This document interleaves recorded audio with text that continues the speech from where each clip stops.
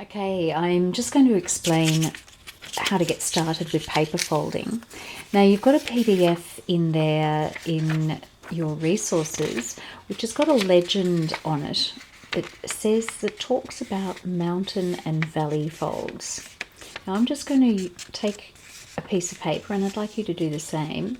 Match the edges and crease them together. Now I always do that in the air, but if you feel more comfortable putting it on the table and making the crease that way, then that's fine too.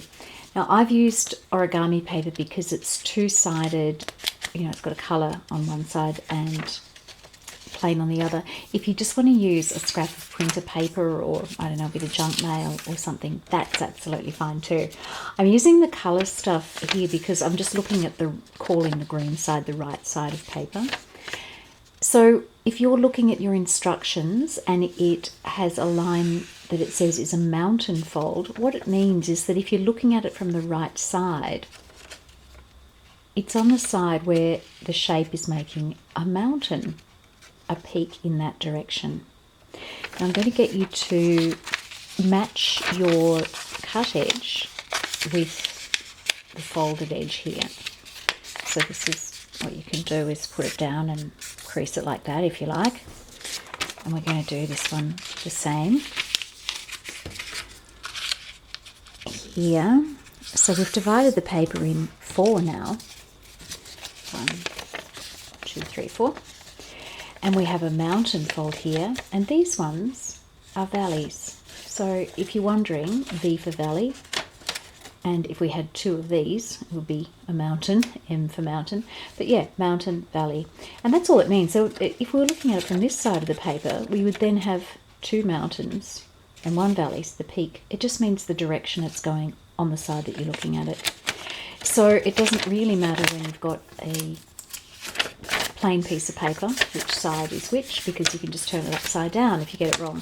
But really what it's saying is that all of the lines on your instruction PDF that say mountain, they all just have to go in one direction, and everything that says valley have to go in the other direction. So keep them consistent. What I'd like you to do is to fold your piece of paper like this, and then just see if you can fold it again. Whoops, I've got to keep that in camera shot. It's a bit tricky doing this. I'm actually working around an old-fashioned camera on a tripod, which is a bit different from a phone thing. So I'm just going to match the folded edges with the cut edges and with the other folded edges, and divide these sections in half again. So it doesn't really matter if you're doing, oh sorry, I was out of shot there, mountains or valleys there, but just, you might be able to, if you open it up and it's folded in the wrong direction, you can just fold it back in the other direction. So we have a mountain, valley, mountain, valley, mountain, valley, mountain, valley. Now a universal fold just means that once you've folded it as a mountain or valley, you just fold it back in the other direction. And what that does is it just frees up the crease a little bit to make it more flexible in both directions. So I'm reversing this and making them into universal folds, but when I crease them and look at them, it's mountain, valley, mountain, valley, mountain, valley. They're just much more pliable as they are. So that's 101 paper folding. But what we're doing in Design Studio One is not just being good at folding the paper. It doesn't even matter if they're rough folds, if they're a bit random. What we want to do is look at it and think about, well, what can it inspire? A bow tie, a letter D, a fan, a peacock. Look at it from all sorts of angles. Twist things around and, oh, look at that. It's like a little star thing, and play with it. And this is what we want to do, is put them in different positions and take photos of them and use the Adobe Capture app to just see what shapes you can come up with.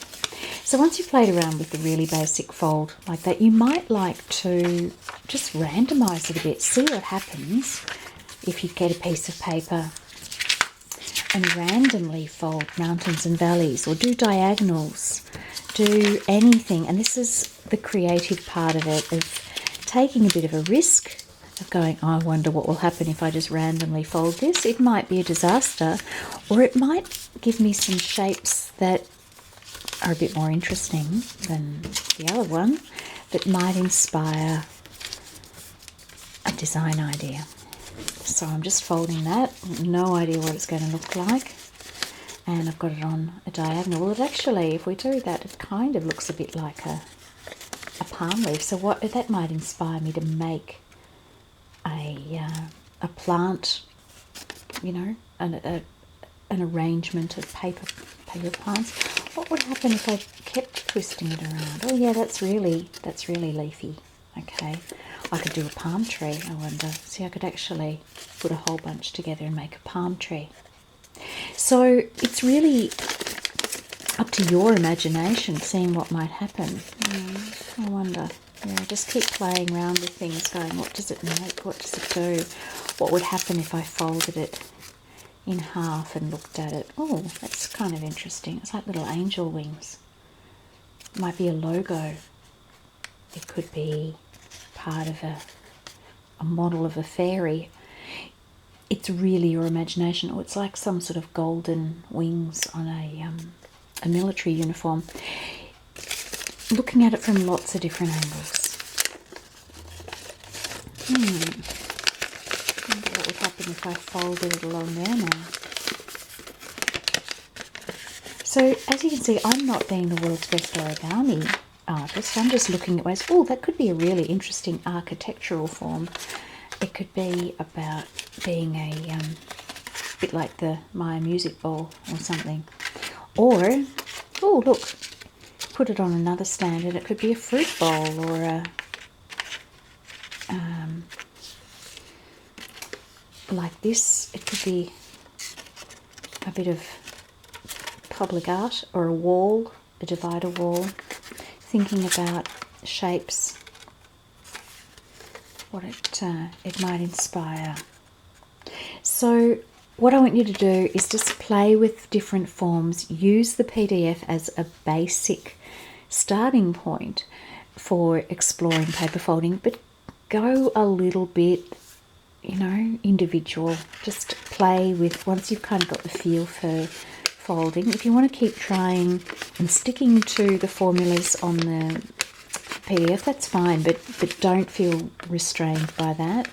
You can knock yourself out and do all sorts of other folding. I'm just going to see what happens if I try and fold these back in opposite directions here. Yeah, keep fiddling. And this is the sort of thing that you can do while you're watching TV. And sometimes if you do it in a distracted way and just kind of, you know, fiddle around and then look at things, you go, oh, there's something I didn't see before. You know, there's a little dress form there. What's it make? And you might think, oh, hang on, I could just do a whole dress idea here. I could do some little arms. What could I do with that? Oh, maybe that's the fascinator. A fascinator on top of a head that might be wearing a dress that's pleated. You just fiddle and see what comes of it. You might find you'll end up making something which will trigger a whole new way of looking at the paper and thinking, wow, I could do a whole series of floral things, or I could do things of birds, or I could do, you don't have to stick to theme, but some people like to do that. You could do, I did have somebody who did a whole lot of letters, you know, that looked at typography. So whatever the paper inspires, keep working with it. That's where it's at.